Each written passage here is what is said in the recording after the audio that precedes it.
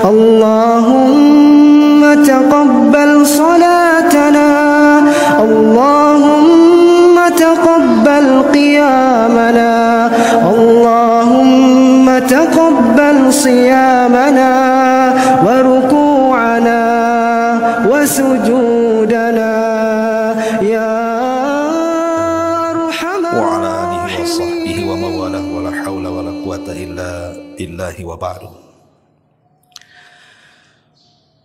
Sebelumnya saya minta maaf karena tadi waktu berwudu keran masjid lepas sehingga air mengenai baju sehingga basah semua. Jadi ini perdana isi kajian menggunakan kaos. Tapi insyaAllah tidak mengurangi kehusyuan taklim di pagi hari ini. Salawat dan juga salam kita hadiahkan kepada Rasul kita Nabi besar Muhammad sallallahu alaihi wa ala alihi wasallam. Biasa kita mengkaji tafsir Al-Quran, biar tidak bosan kita selingi dengan nasihat yang umum. Tentunya kita sudah paham semua. Nasihat tentang pentingnya menjaga salat. Ada beberapa kisah menarik yang diceritakan oleh para masyayikh. Tentu kisah-kisah ini karena kisah nyata. Akan banyak syarat dan pelajaran yang kita akan petik dari kisah-kisah yang diceritakan oleh masyayikh kita tentang uqubah man tarakas shalah, hukuman bagi orang-orang yang meninggalkan salat. Ma'asyiral muslimin yang dimuliakan Allah Subhanahu wa taala, kisah ini kebanyakan berasal dari para pemandi jenazah. Pertama, seorang syekh bercerita tentang seorang gadis namanya Maria. Gadis ini sangat cantik, bahkan memiliki kulit yang sangat putih sekali. Akan tetapi kecantikan dan keputihannya memfitnah manusia.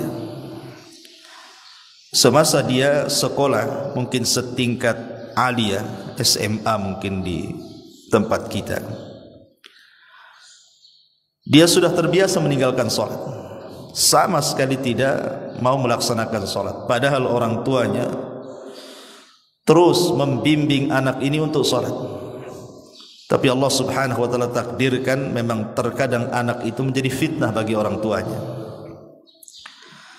Sampai akhirnya dia masuk perguruan tinggi. Di semester pertama, kedua, ketiga pun tidak sadar juga. Bahkan celakanya dia banyak memfitnah kalangan laki-laki. Akhirnya terjerumuslah kepada pergaulan bebas.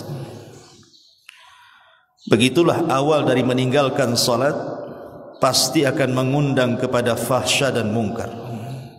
Orang kalau sudah meninggalkan salat itu pasti akan melakukan fahsya, keburukan dan kemungkaran. Karena Allah Subhanahu wa taala yang mengatakan innas salata tanha 'anil fahsya'i wal munkar. Jadi satu hari anak gadis ini diajak kawannya menggunakan kendaraan mobil. Allah takdirkan kecelakaan. Lah kemudian setelah terjadi kecelakaan ini, kawannya selamat, tapi dia tidak selamat. Dia pun dibawa ke mustasfa, ke rumah sakit, dan subhanallah nyawanya tidak tertolong. Orang tuanya baru dihabari anaknya mengalami kecelakaan dan masuk rumah sakit itu setelah 2 hari koma. Akhirnya kemudian setelah tahu orang tuanya, datanglah kedua orang tuanya ke rumah sakit tersebut. Saat masih ada nazah, masih ada ruh, Ibunya berusaha untuk membacakan Al-Quran, meruqyah dia. Boleh jadi dengan sebab itu bisa mengurangi kematiannya. Tetapi setiap kemudian orang tuanya meruqyah dia, maka badannya kejang-kejang, seolah-olah dia merasakan sakit yang tidak ada yang tahu kecuali Allah Subhanahu wa ta'ala. Dan di akhir hayatnya dia pun tidak mengucapkan satu patah kata pun, padahal orang tuanya sudah berusaha mentalkinnya. Akhirnya meninggallah wanita ini, seorang wanita yang bernama Maria ini.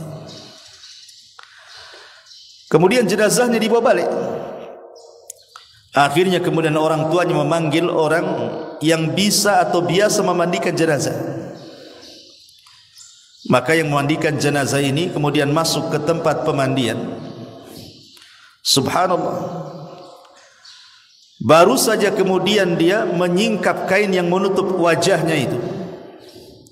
Wajahnya berubah, yang tadinya cantik putih menjadi hitam kelam, seolah-olah terbakar.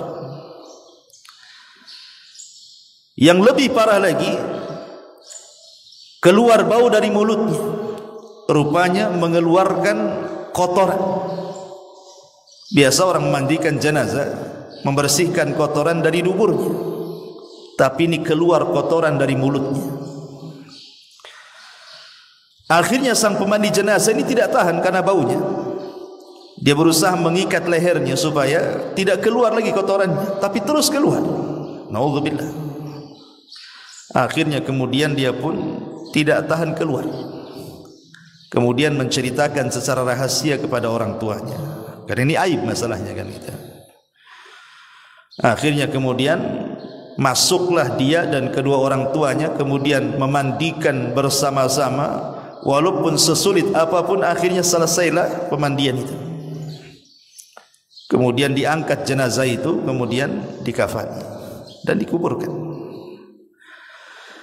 Pemandi jenazah ini kemudian mulai bercerita kepada orang tuanya, sebenarnya ada apa dengan anakmu ini?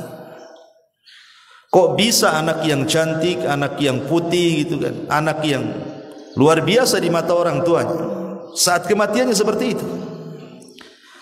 Barulah kemudian orang tuanya cerita bahwa anaknya itu la tusalli, tidak pernah salat. Anaknya itu tidak pernah salat. Bagaimana Allah Subhanahu wa taala mengazab wanita yang tidak salat ini di dunia sebelum akhirat. Dari sini menunjukkan bahwa pelajarannya adalah seputih apapun manusia, secantik apapun manusia, setampan apapun manusia, kalau tidak salat maka hitam hatinya. Tapi sehitam apapun manusia, selegam apapun manusia, kalau dia salat, dialah orang putih sebenarnya. Ini satu kisah. Kisah yang kedua masih dari seorang pemandi jenazah. Jadi satu hari ada anak muda meninggal. Kemudian kedua orang tuanya mencari pemandi jenazah. Dapatlah yang memandikan jenazah. Kondisinya sama dengan kisah yang pertama. Jadi ketika kemudian sang pemandi jenazah ini masuk ke ruang jenazah, ke ruang pemandian jenazah itu, dilihatnya badannya biasa-biasa saja. Maksudnya anak ini tampan, putih, tidak ada masalah. Maka sebagaimana biasa, seorang pemandi jenazah tentu menyediakan kapur baru, kemudian juga daun bidara, air dan yang semacamnya, sabun. Yang membuat kaget pemandi jenazah ini, saat disiramkan itu air yang bercampur daun bidara ke wajahnya itu, tiba-tiba berubah wajahnya. Subhanallah. Wajahnya yang tadinya putih menjadi hitam kelam, seolah-olah terbakar. Akhirnya dia kaget. Apa yang salah dengan dia? Dia hanya menyiramkan air yang ada campuran bidara ke wajahnya, tiba-tiba seolah-olah menyiramkan air keras, langsung hitam wajahnya. Dia pun ketakutan. Akhirnya kemudian keluar dia. Kemudian dia bertanya kepada jamaah yang hadir di situ, siapa orang tua dari jenazah ini? Tidak ada yang mengaku. Dia berteriak lagi, man abu, siapa bapaknya? Tidak ada yang menjawab. Dia pun berteriak lagi, man abu, siapa bapaknya? Rupanya dari belakang orang-orang yang ramai itu mengatakan, ana abu, saya bapaknya. Kemudian dipanggillah bapaknya, suruh masuk ke ruang pemandian jenazah. Tidak mau. Kemudian dia mengatakan, tolong, itu anak. Akhirnya orang tua ini dipaksa untuk masuk ke pemandian jenazah. Masuk juga akhirnya. Kemudian dilihatnya anaknya yang tadinya putih, wajahnya menjadi hitam. Tiba-tiba ayahnya mengatakan apa? Allahu yal'anuka fid dunya wal akhirah. Allahu yal'anuka fid dunya wal akhirah. Allah sudah melaknat kamu di dunia dan di akhirat. Kata yang memandikan jenazah mengatakan, ya fulan, itu anakmu. Kenapa kau laknat dia? Itu anakmu itu. Masa anakmu kau laknat seperti itu? Maka ayahnya bercerita dan mengatakan, demi Allah, aku ini sayang dengan anak. Tetapi setiap aku suruh dia salat, dia tidak mau salat. Kupaksa dia salat, dia malah melawan kepada diriku. Allahu yal'anu fid dunya wal akhirah. Semoga Allah melaknat dia di dunia dan di akhirat, katanya. Maka yang mandikan jenazah terus mengatakan, jangan kau laknat dia, doakan kebaikan dia. Jangan seperti itu anakmu. Akhirnya dia baru sadar. Kemudian orang tua ini menangis. Selepas itu kemudian sepakat orang tua dan yang mandikan jenazah agar jangan menceritakan kepada siapapun. Kemudian jenazah ini dikafani, dibawa ke kuburan. Kemudian sampai di kuburan, yang masuk ke liang lahat ini saudaranya. Ketika sudah sampai di liang lahat, itu jasad itu ada di liang lahat tuh. Di antara sunnah memasukkan jasad ke liang lahat adalah mengarahkan wajah ke kiblat. Itu di antara sunnahnya. Subhanallah. Ketika ini dia hendak mengarahkan wajahnya ke kiblat, ada gerakan di wajahnya. Kaget dia. Kok ada gerakan di wajahnya? Seolah-olah dia hidup, padahal dia mati. Rupanya setelah kemudian dilepas, wajahnya tiba-tiba berputar 180 derajat. Berputar, tidak mau mengarah ke kiblat. Diputar lagi, terputar lagi ke arah lain. Sampai 3 kali, akhirnya ketakutan. Kemudian dia pun naik ke atas kuburan. Dia mencoba mentelpon ahlul ilmi, ulama, meminta fatwa. Ini gimana nih? Wajahnya enggak menghadap kiblat, asih berbalik ke arah ke belakang kiblat gitu kan. Akhirnya para ulama yang ditelepon dia memberikan fatwa, sudah, kalau memang tidak bisa diarahkan, kuburlah seperti itu. Akhirnya dikubur seperti itu.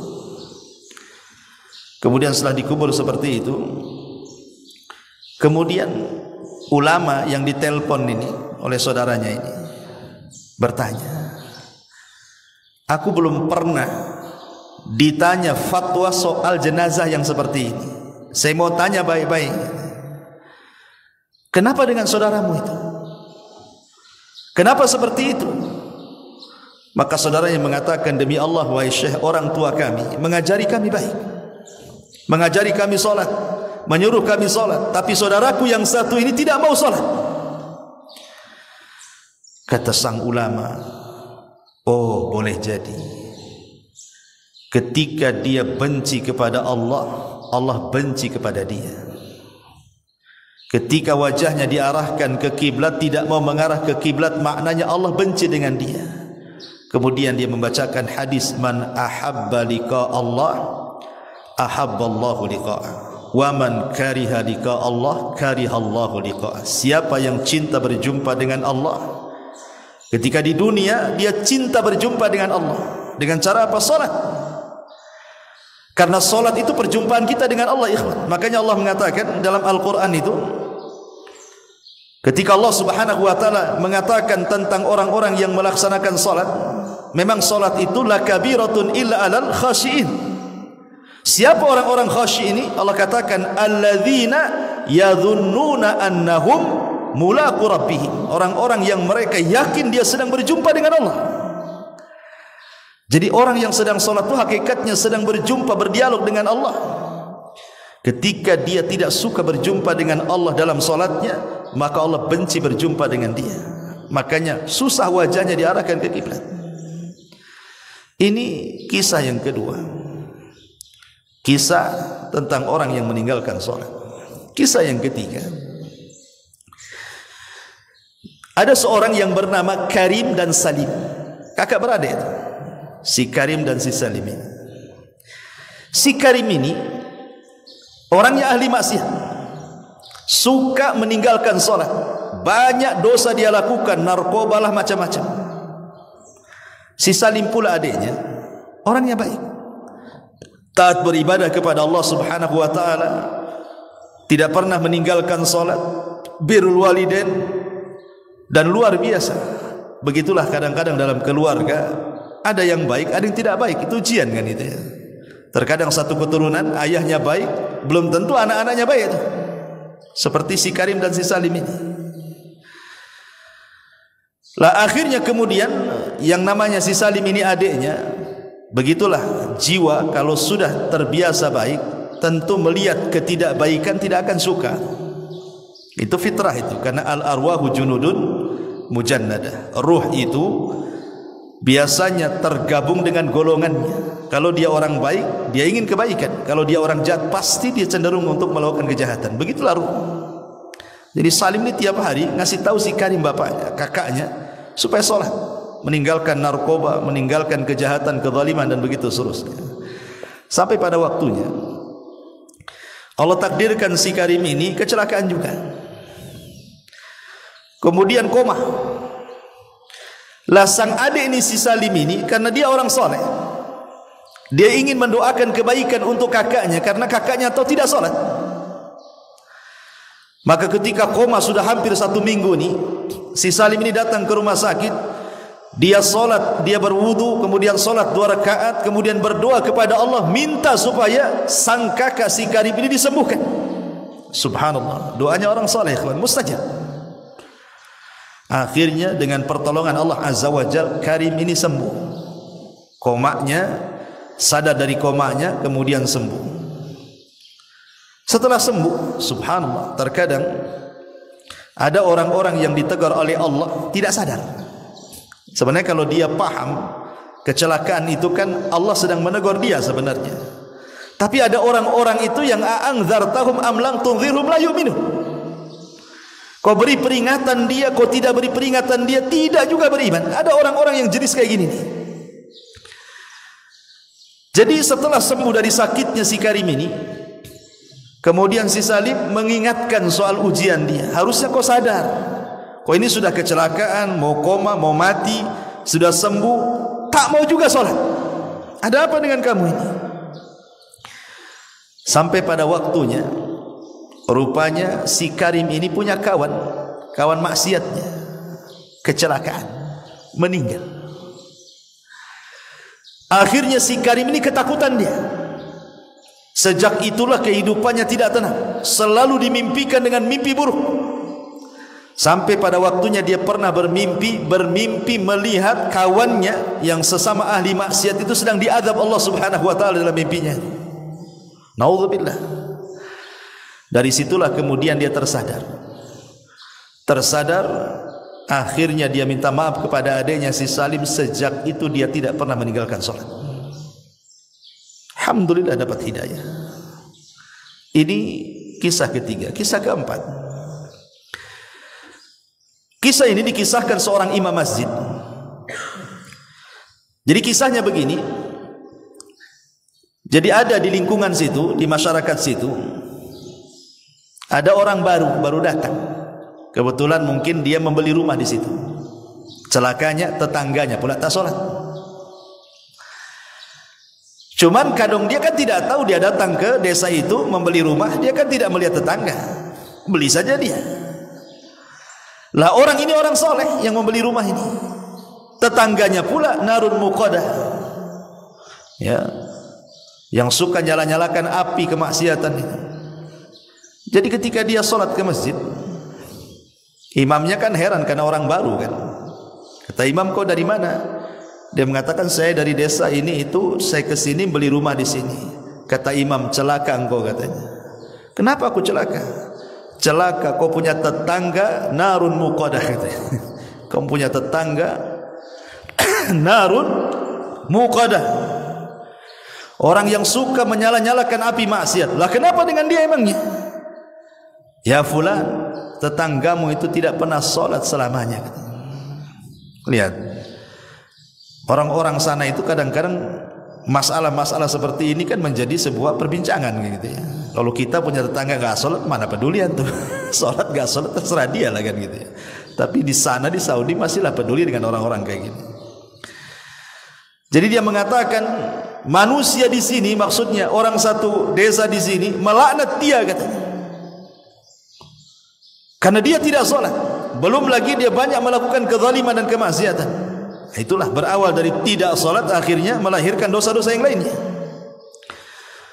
Tapi kemudian orang soleh ini yang baru datang beli rumah ini, dia mengatakan, boleh jadi Allah subhanahu wa ta'ala memberikan hidayah kepadanya. Pulang dia, karena baru 1 hari tinggal di situ.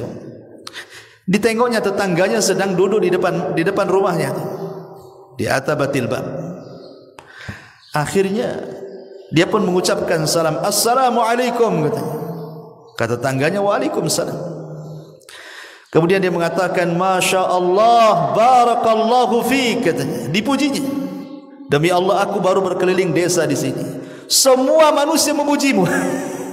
Semua manusia memujimu katanya. Sampai imam masjid tidak menyebutkan kecuali kebaikan kepadamu wahai fulan katanya. Padahal sebaliknya. Akhirnya dia mengatakan, yang benar saja, iya, saya ini orang baru di sini. Saya baru keliling, saya ketemu orang-orang di masjid-masjid. Subhanallah, ketika saya bilang saya tinggal di sini bertetangga dengan kamu, semua manusia mengatakan kau ini orang baik katanya. Subhanallah, ngambil hati. Akhirnya dia mengatakan, karena engkau adalah tetanggaku yang baik, boleh jadi aku bisa jadi contoh engkau. Bagaimana kalau nanti malam kau makan di rumahku?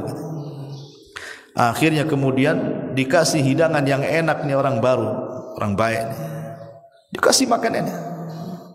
Habis dikasih makan enak, kemudian besoknya dia belikan hadiah yang sangat mahal, dikasihkan ke tetangganya, dan mengatakan, mudah-mudahan hadiah ini sebagai imbalan, aku ingin menirumu katanya.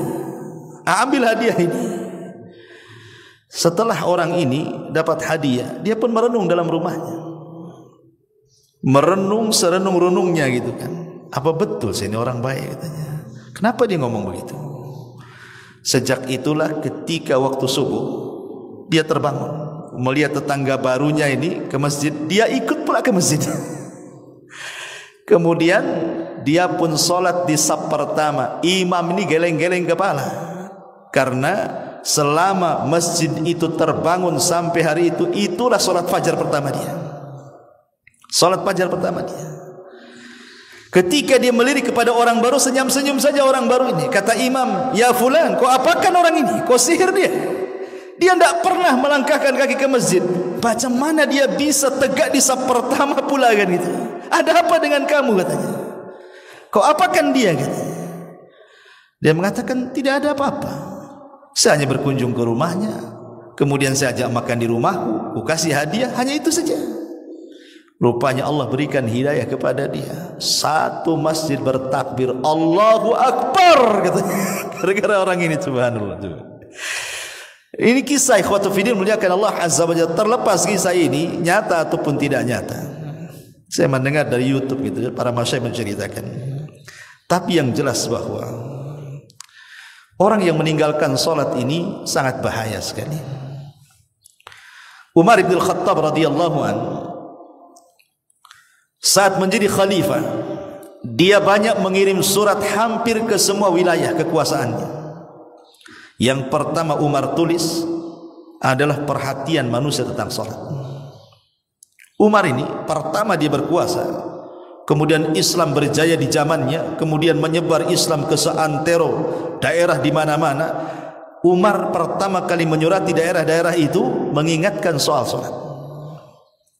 Kata Umar bin Al-Khattab radhiyallahu an, ihfadhu as-salata fala tudayyi'uha. Jaga oleh kalian salat, jangan kalian lalaikan salat itu. Kalau kalian ingin berada dalam lindungan Allah Azza wa Jalla. Makanya saat Umar bin Al-Khattab radhiyallahu an ditusuk saat salat subuh oleh seorang Majusi, Abu Lu'lu' al-Majusi.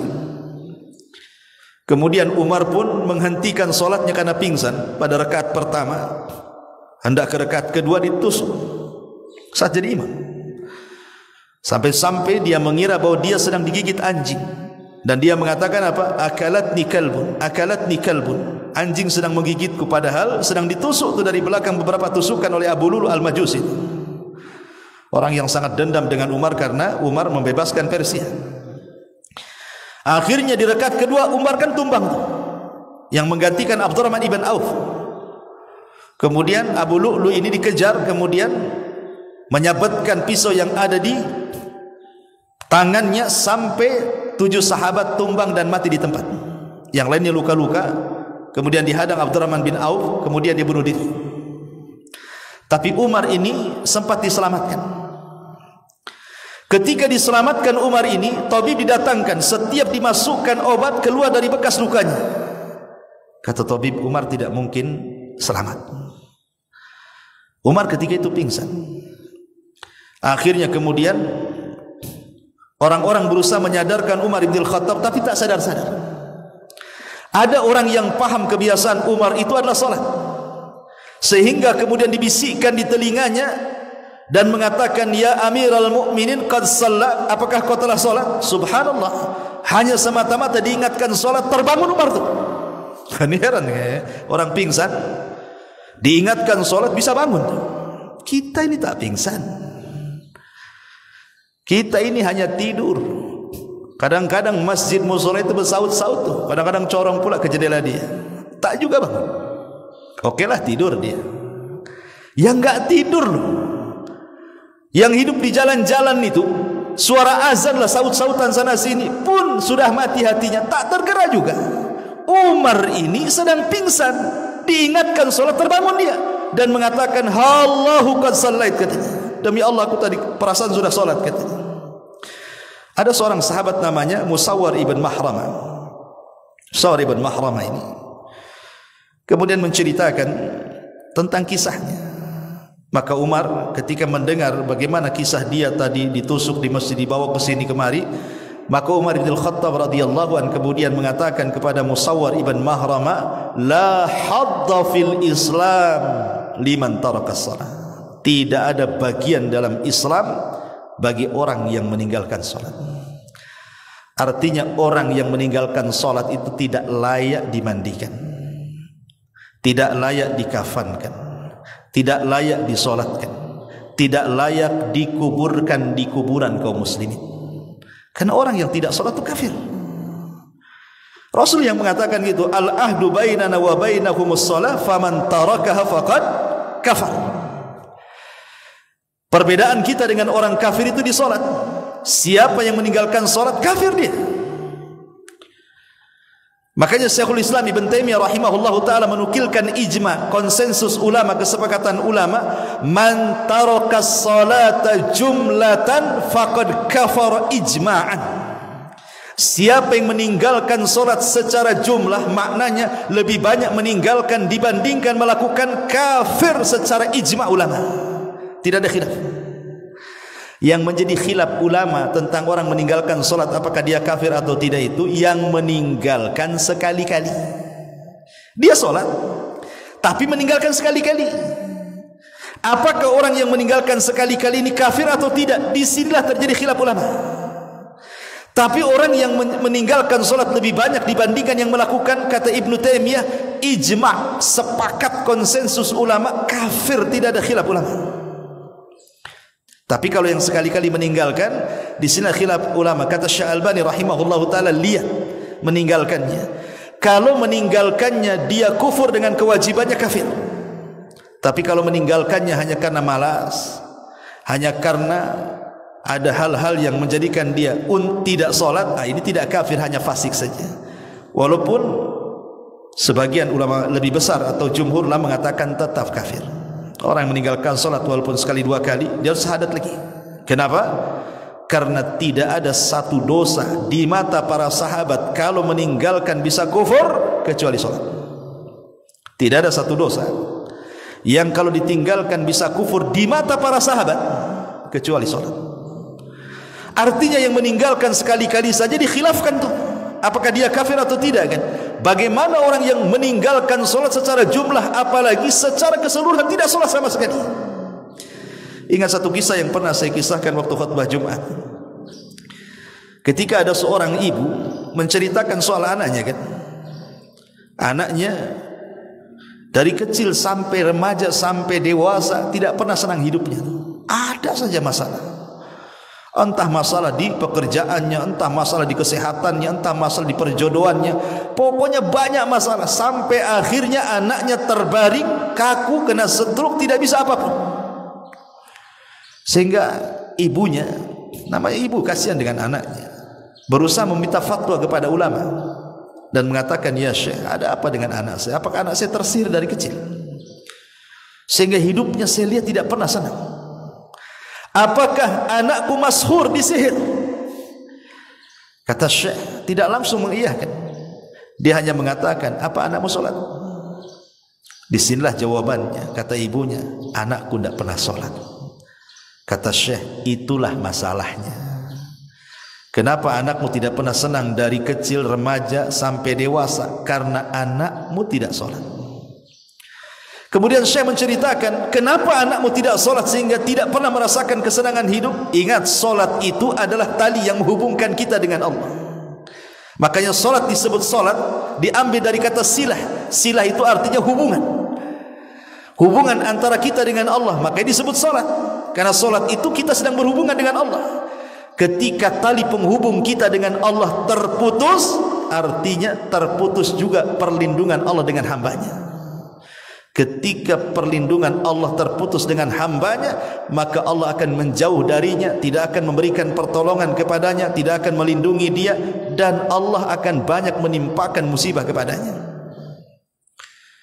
Kemudian kata Syekh ini, coba bu bayangkan, kalau anakmu tidak solat, kemudian dia terbangun di pagi hari, dia meninggalkan solat subuh, berarti anakmu terbangun dalam kondisi dilaknat Allah dan dilaknat semua manusia. Kemudian duhur tidak solat, dilaknat lagi siangnya. Kemudian asar tidak solat, dilaknat lagi sorenya. Kemudian maghrib tidak solat, dilaknat lagi maghribnya. Kemudian isya pula tidak solat, dilaknat pula dia malamnya. Mulai dari terbangun dilaknat sampai dia tidur dilaknat. Macam mana anakmu akan mendapatkan rahmat sementara dia dilaknat 5 kali sehari oleh Allah Azza wa Jalla? Kalau ingin anakmu mendapatkan rahmat Allah, kasih sayang Allah, diberikan kesenangan dan ketenangan, suruh dia solat. Itu jawaban Syekh. Subhanallah. Maka dari sini saya nasihatkan siapapun yang sampai hari ini meninggalkan solat, ingat bahwa Allah Subhanahu wa ta'ala ketika berkisah ataupun bicara soal solat di dalam Al-Quranul Karim, solat itu sebuah kewajiban yang diwajibkan secara mutlak, beda dengan ibadah yang lain. Dia tidak bisa ditinggalkan dalam kondisi apapun. Dalam kondisi perang sekalipun tidak bisa ditinggalkan. Makanya ada istilah solat khauf. Sampai-sampai Rasul mengatakan, kalau engkau bisa solat berdiri, berdiri. Tidak bisa solat berdiri, duduk. Tidak bisa solat duduk berbaring. Sampai Syekh Ibn Utsaimin rahimahullah ta'ala mengatakan, sampai pun dia terbaring tidak bisa bergerak, kalau akalnya masih sadar, diingatkan masih dia menangkap ingatan dia, maka dia wajib salat. Dengan cara apa? Membayangkan. Kecuali kalau akalnya sudah hilang, nggak cerita, nggak apa, nggak ada cerita lagi. Tapi kalau akalnya masih bersarang di otaknya dan diingatkan dia masih ingat, salat. Sampai seperti itu, karena salat itu kewajiban mutlak masalahnya, tidak bisa ditinggalkan dalam kondisi apapun. Makanya saya heran, ada orang kerja di bengkel penuh dengan oli, Kemudian diingatkan solat. Kenapa kau tak solat? Nggak bisa, kotor nih, banyak oli katanya. Emang oli najis kecuali kau kencing di celana? Iyalah kan itu. Bahkan ada petani-petani yang kotor badannya dengan tanah gitu, tidak mau sholat hanya gara-gara kotor. Tanah tidak najis. Ya memang sebaiknya sholat itu bersih, tapi dalam kondisi anda tidak punya pakaian lagi, mau apa? Sholat. Sampai pun di kamar mandi sekalipun terkunci, kata Ibnu Taimiyah rahimahullah dalam Fatawa Al-Majmul, Fatawa dalam kitabnya, ketika di soal-soal orang yang masuk kamar mandi terkunci. Jadi antum masuk kamar mandi terkunci dari luar, tidak bisa keluar, nggak ada yang membuka.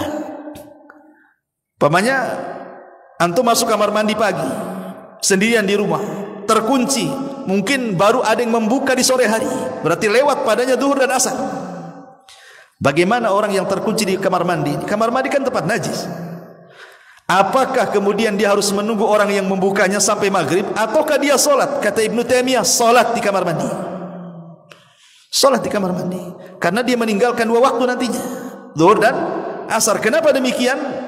Karena meninggalkan kewajiban itu lebih berdosa dibandingkan melaksanakan yang diharamkan. Itu kaidahnya. Tarkul wajib asyad min irtikabil muharramat. Meninggalkan yang wajib itu lebih parah dosanya dibandingkan melakukan hal-hal yang diharamkan. Solat di kamar mandi haram, tidak boleh. Tapi meninggalkan solat lebih parah lagi dosanya. Itu maksudnya. Maka tetap solat. Dari sini menunjukkan apa? Kewajiban solat itu adalah kewajiban mutlak. Bahkan Nabi SAW mengistilahkan solat itu kan tiangnya agama. Kalau antum sedang di rumah, tiba-tiba ada orang datang menghancurkan tiang-tiang rumah kita, kemudian rumah kita roboh, kira-kira apa yang antum ucapkan kepada orang itu? Antum bisa marah kan, bisa emosi lah kan itu. Masa rumah dirobohkan? Tapi ketika antum melihat orang yang tidak sholat, diam-diam saja. Padahal orang yang tidak meninggalkan sholat itu dia sedang merobohkan agama. Kita marah dengan orang yang merobohkan rumah kita, tapi kita tidak marah dengan orang yang merobohkan agama. Coba bayangkan, kan aneh itu. Rasul yang mengatakan as-salatu amududdin, salat itu tiangnya agama. Kata Nabi SAW, ra'sul amri al-islam wa amuduhu salah wa dhirwatu sanamihil jihadu fi sabilillah. Pokok urusan hidup manusia itu Islam, tiangnya salat. Puncak dari amal soleh adalah jihad di jalan Allah Subhanahu wa ta'ala. Dan ingat, orang yang meninggalkan salat, Allah tidak akan melihatnya, Allah tidak akan bicara dengan dia, Allah tidak akan membersihkannya.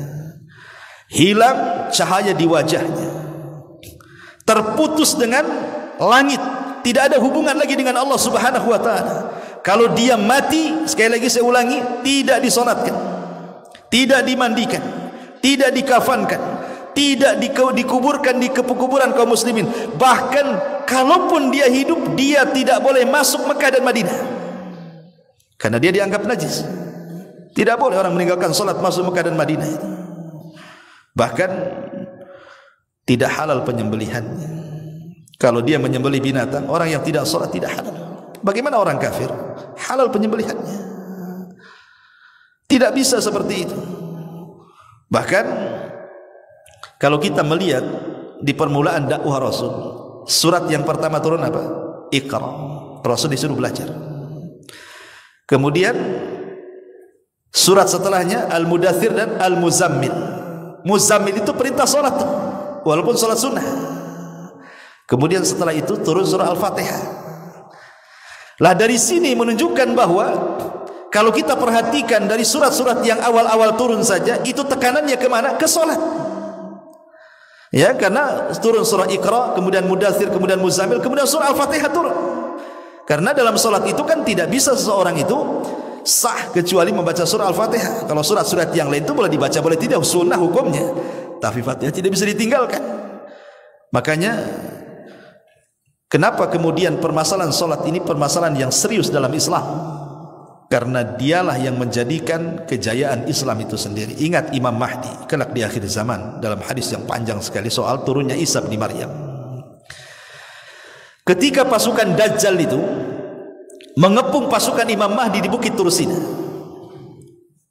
Pasukan Imam Mahdi dan kaum muslimin tidak sanggup melawan Dajjal, sehingga kepala kerbau lebih berharga dibandingkan uang dinar dan dirham, karena mereka kelaparan masalahnya. Sampai akhirnya pasukan Al-Mahdi mengatakan kepada Imam Mahdi, kalau kita tetap bertahan di bukit ini kita akan mati sia-sia, sebaiknya kita bertempur hidup mulia atau mati syahid. Akhirnya mereka sepakat, menang kalah besok turun. Ketika di waktu subuh azan dikumandangkan, tiba-tiba langit gelap. Kemudian dari langit ada cahaya, rupanya Isa bin Maryam turun diapit 2 malaikat.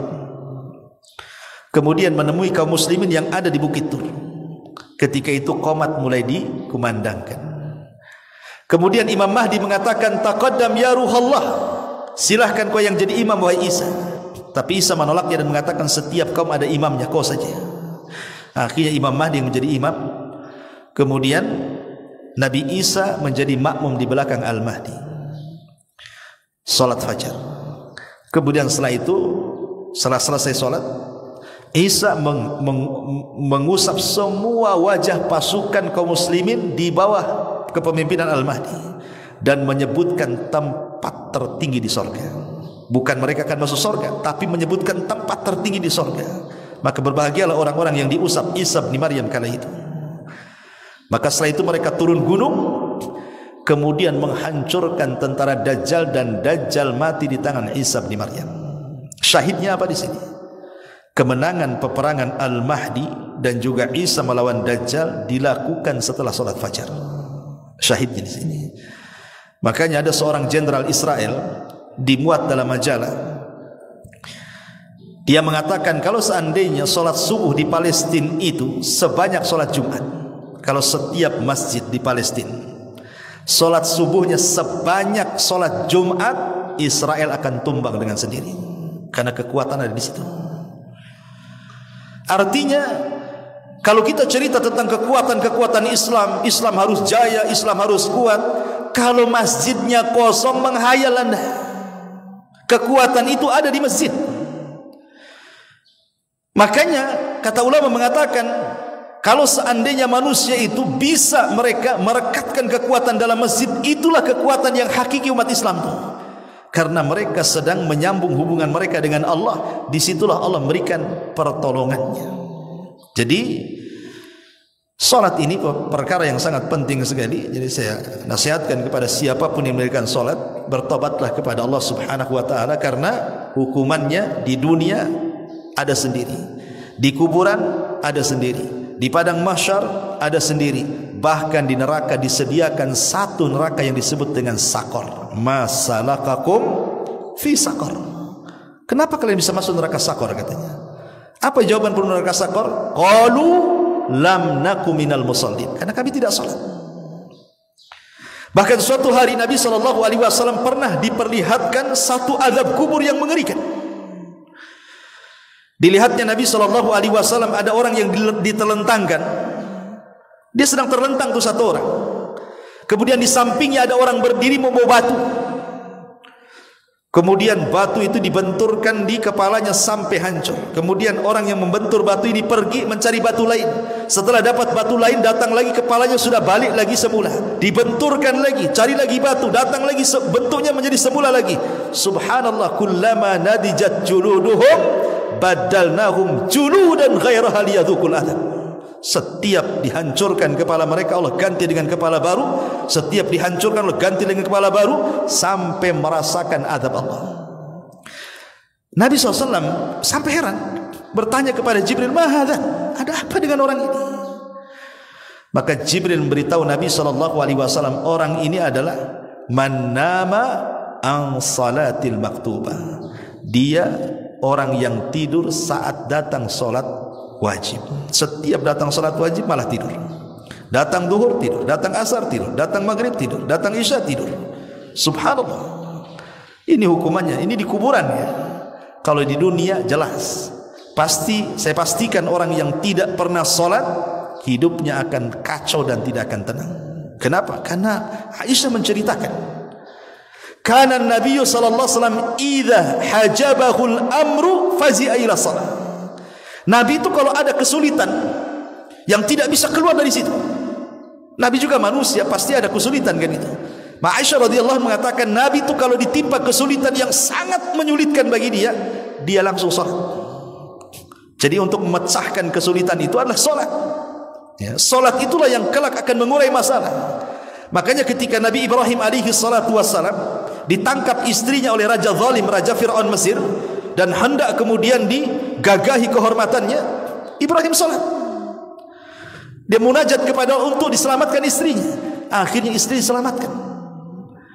Makanya kata para ulama mengatakan bahwa puncak daripada setiap kebingungan, puncak dari setiap permasalahan dunia, karena anda tidak salat. Karena anda tidak salat. Sampai seorang syekh bercerita, ada pengusaha kaya raya sakaya-kayanya, kaya raya, ya, tapi kekayaannya tidak bisa menenangkan hatinya. Banyak masalah, masalah anaknya, masalah istrinya, masalah kesehatannya, masalah perusahaan. Padahal kaya, hidupnya tidak pernah tenang. Jadi dia punya karyawan orang kulit hitam. Karyawan ini orang kulit hitam, gajinya paling rendah sendiri di perusahaannya. Di antara staf-stafnya dialah yang paling rendah sendiri penghasilannya, gajinya itu. Tapi dia pandang, dia pula yang paling enjoy kerjanya. Enggak ada beban, enggak ada keluhan, enggak ada apa-apa. Jadi pemilik perusahaan ini heran, memanggil orang berkulit hitam itu. Aku lihat kok tenang-tenang saja hidupmu, kok biasa saja, kok gaji paling kecil, tapi saya lihat paling banyak tertawa, paling banyak tersenyum, enggak ada beban bagi hidupmu. Apa rahasiamu katanya?